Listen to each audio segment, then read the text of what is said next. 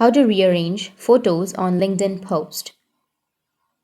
So if you want to rearrange your photos on LinkedIn post, then what you need to do is first you just need to simply open up your LinkedIn. Make sure that you have a stable internet connection.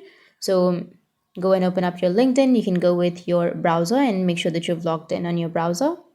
Now, once you're here, you need to go with the home page. Tap on home, which is on top. From the home, now you can go with the photos, or you can write an article, or you can select a video. So if you want to rearrange your photos, you need to tap on photos. After tapping on photos, you need to select the photo. After that, go with add, which is on the bottom right.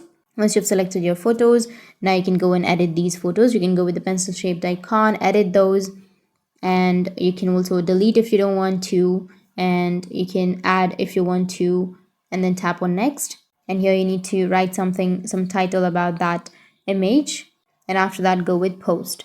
So just add the title and the description and you'll be able to post that. So that's how you can rearrange, and if you have any questions, feel free to comment below. Thanks for watching.